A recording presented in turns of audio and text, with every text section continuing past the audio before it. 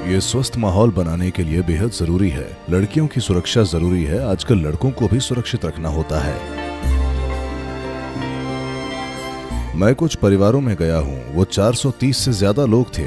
वो इसे बिना सेक्स एजुकेशन बनाए उन्हें उनके शरीर के बारे में सिखाते थे।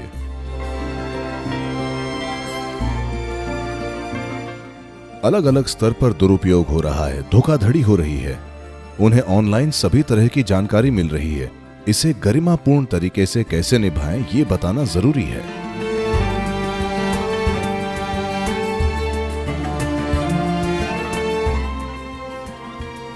आपके बारे में कहा जाता है कि सद्गुरु किसी भी विषय पर बात कर सकते हैं।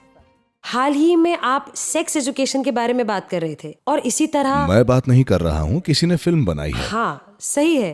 तो ये OMG के बारे में था।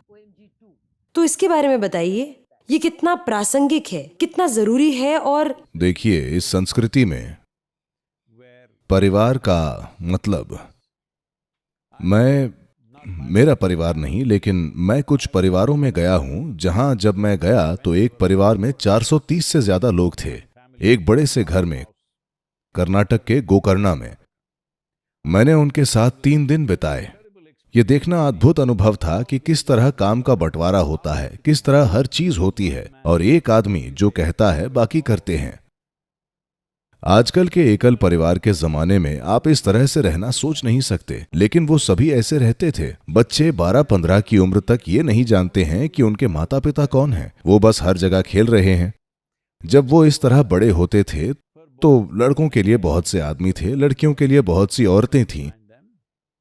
वो इसे बिना सेक्स एजुकेशन बनाए उन्हें उनके शरीर के बारे में सिखाते थे, आमतौर पर जीवन की प्रक्रिया के रूप में। क्योंकि परिवार में इतने सारे लोग हैं, लड़कियों की सुरक्षा जरूरी है। आजकल दुर्भाग्य से लड़कों को भी बचाना पड़ता है, लेकिन उस समय लड़कियों को बचाना होता था तो वो उन्हें सिखाते थे। उनका शरीर क्या है, बर्ताव कैसा है, क्या करना चाहिए, उन्हें किसी को ये वो नहीं करने देना चाहिए, ये सारी बातें सहज रूप से दादियां और बाकी लोग बताते थे। अगर माँ को अपनी बेटी से बात करने में शर्म आती है तो चाचियां, दादियां और ये सब लोग थे जो उनसे आसानी से बात करते थे, तो ये सहज रूप से होता था। वैसे भी उनकी 14-15 या ज्यादा से ज्यादा 16 की उम्र तक शादी हो जाती थी, तो जो भी उन्हें जानना होता था उन्हें पता होता था, तो जिंदगी इस तरह चलती थी। लेकिन आज हम ऐसी जगह आ गए हैं जहां लोगों को खुद ही सीखना होता है। इसका मतलब कम से कम 23-24, तो भले ही वो 12-13 की उम्र तक जवान हो गए हों, लेकिन 10-12 साल का समय होता है जिसमें बहुत से लोग खुद से ये चीज पता न कर पाए, तो किसी को उन्हें बताना होता है। कौन बताएगा?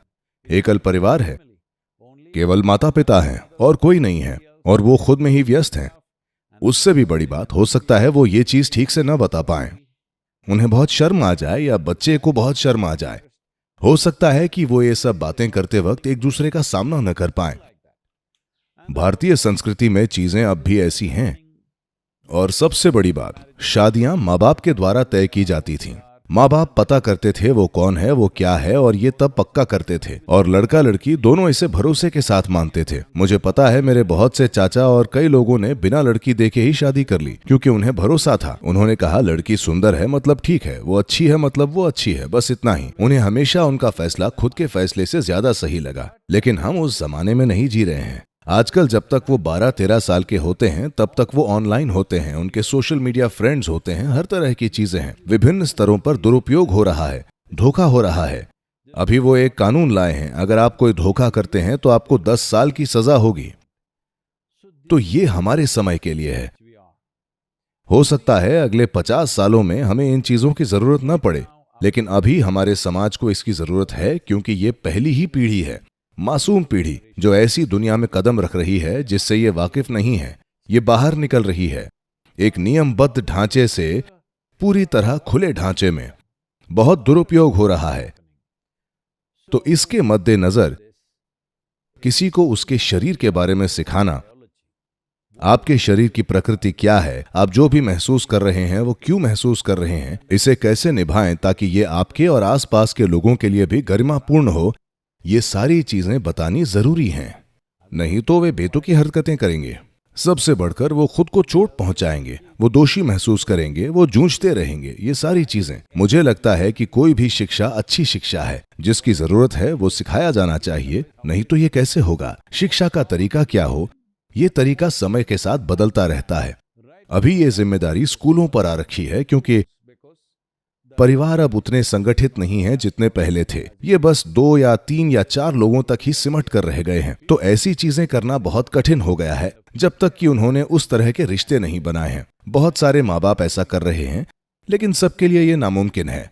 तो मुझे लगता है कि जिम्मेदारी पक्के तौर पर शिक्षा प्रणाली की है, लेकिन साथ ही ये ऐसी चीजें हैं जो बच्चे को किसी ऐसे व्यक्ति से बताई जानी चाहिए जिस पर वे भरोसा कर सके, और कोई जिसकी आपको फिक्र नहीं है। अगर वो आकर ये बताएं तो मुझे लगता है कि ये कारगर होगा। तो स्कूल में ऐसे लोगों का निर्माण करना जिन पर बच्चे भरोसा करें, वे इन चीजों के बारे में बात कर सकें और बच्चे सही सवाल पूछने के लिए पर्याप्त खुले हों।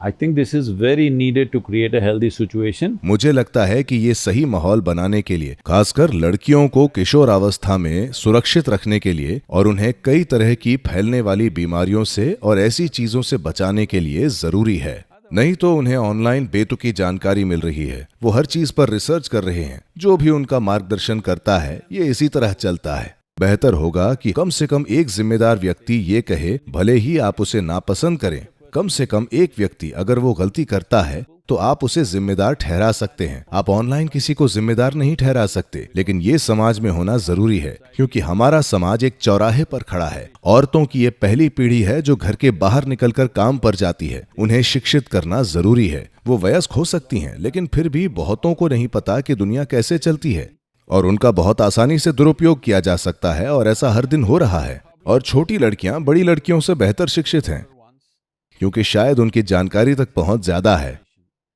मुझे लगता है कि औरतों की सुरक्षा के लिए बेहद जरूरी है जवान लड़कों को जिम्मेदारी भरा बर्ताव, और ये सब ऐसा नहीं है कि हर चीज सही की जा सकती है, लेकिन ये जरूर बेहतर होगा कि वो इस बारे में शिक्षित हैं, न कि वो छुप छुप कर या नाजायज चीजें सीखें।